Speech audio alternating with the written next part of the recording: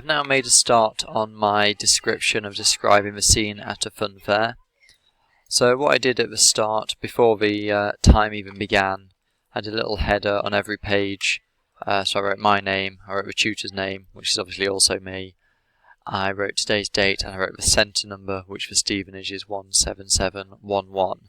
So make sure whether you're working on Word on the computers or if you're working on paper, always include these details on every page of your controlled assessments, either at the beginning or the end, so they don't get lost. Now, as I said before, I'm not allowed to have my plan in the session, in the controlled assessment with me, so I haven't been using that. But what I did was, I looked at it just before the time started, and then I just jotted down a quick overview of my plan, so I could refer back to that as I was writing. So you're perfectly fine to write a plan once the time begins. I've been timing it, and as you can see so far, I've used just over 11 minutes of my time on the first two paragraphs, but I've just paused it so I can talk through this. And I didn't record myself writing the first couple of paragraphs because I'd already sort of discussed those in detail in the last video when we looked at the planning. But what I've written so far is: leaves crunch and crackle like a fire beneath the feet of the pilgrims trekking towards the fun fair across the field. Each person, coming from all different directions, burns with anticipation as the thumping music becomes audible across the long stretch of dewy grass. Each person, except perhaps the weary dad with the pram that keeps sticking in the mud, whose wife and young son are running on eagerly ahead, leaving him to struggle with the clogged up pram wheels. From across the other side of the field come a different group, much louder and rowdier. 5 boys and 4 girls, all aged about 13, and excited to be here for the first time without mum and dad, free to spend their crisp £20 allowance, a fortune that makes the fairground their oyster, however they see fit. One of the boys was so excited to meet his friends that he ate his dinner too quickly, ran to get here, and is now dawdling behind, clutching his stomach with indigestion and a stitch. Hurry up, his friends call to him, but he can't go any faster. By the time he catches up, his friends have already reached the edge of the fair. The girls are ogling the cute stuffed animals with big eyes, dangling by their poorly stitched ears from the edges of the game stalls. So I'm going to continue now. I'll write a paragraph and record it, and then I'll stop it again so you can see the finished article afterwards. So I'd begun here. I've made this paragraph flow from the previous one because his friends are calling hurry up to him, but we have, by the time he catches up, his friends are already there, and the girls are looking at the cute stuffed animals with the big eyes dangling by their poorly stitched ears. So they're doing that. But the boys are eager. Well, do I want to use eager? I already used eagerly up there, so but the boys are impatient to go on the rides and already have their sights fixed on the biggest and most intimidating of these, the brainwasher. And then we'll add a bit more detail about that, so let's call it a hulking beast of a machine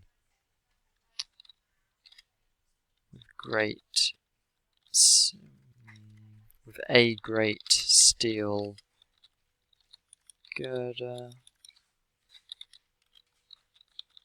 attached to a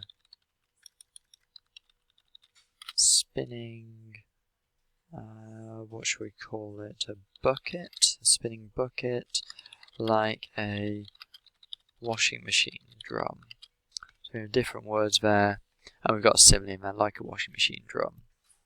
So a hulking beast of a machine with a great steel girder attached to a spinning bucket, like a washing machine drum.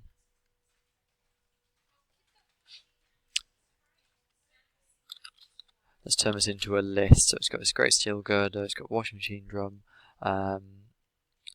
loud, we were talking about loud thumping music, bassy, is bassy a word? bass heavy. We'll call it bass heavy pop tunes bellowing from its loudspeakers,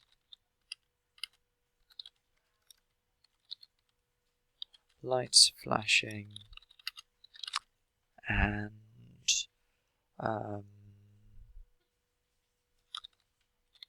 horror movie villains spray painted across its sleek panels. So often those sort of rides have all those pictures of famous characters on them. So this one, because it's so scary, it's got these horror movie villains. So we called it. We've got quite a long complex sentence here, and actually I'm using quite a lot of those, so maybe I want to be aware of that. But we've introduced the brainwasher. It's a hulking great beast of a machine with a great steel girder attached to a spinning bucket like a washing machine drum. Bass heavy pop tunes bellowing from its loudspeakers, lights flashing, and horror movie villains spray painted across its sleek panels. Let's add maybe an extra word there. Let's have gurning horror movie villains. So they're pulling faces. That's what gurning is. Pulling faces and spray painted across its sleek panels. And then let's bring it back to that boy who was struggling to catch up. No sooner had the I want to say dawdling boy again, but I want to try and use a different word. So no sooner had, let's just say the boy for now. No sooner had the boy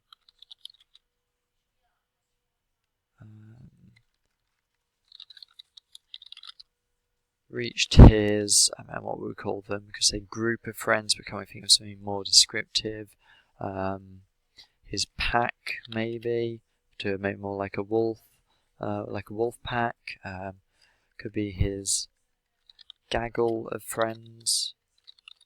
Yeah, so if we have gaggle, that's like a gaggle of geese. It's just a disordered bunch. So no sooner had the boy reached his gaggle of friends, than they were streaking off towards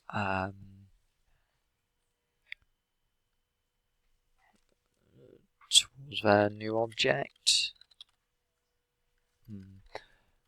So what were they streaking off towards? Streaking off toward maybe the object of their desires.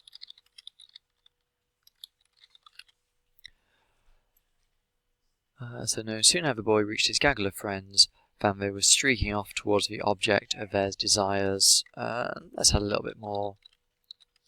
Ready to be spun. Thinking maybe spun into oblivion, but that's maybe a bit of a cliche. Ready to be spun and thrown around until they couldn't think straight. Okay, so there you see the process of me writing a paragraph, a lot of hesitation, a lot of going back, thinking about exactly what word would work, being careful to not use the same words over and over again. Alright, I'm going to stop the video here and write the rest of this within the remaining time. So I'm just going to pause the time and I'm going to stop the video and then we'll see what the finished product looks like within the next 42.5 minutes.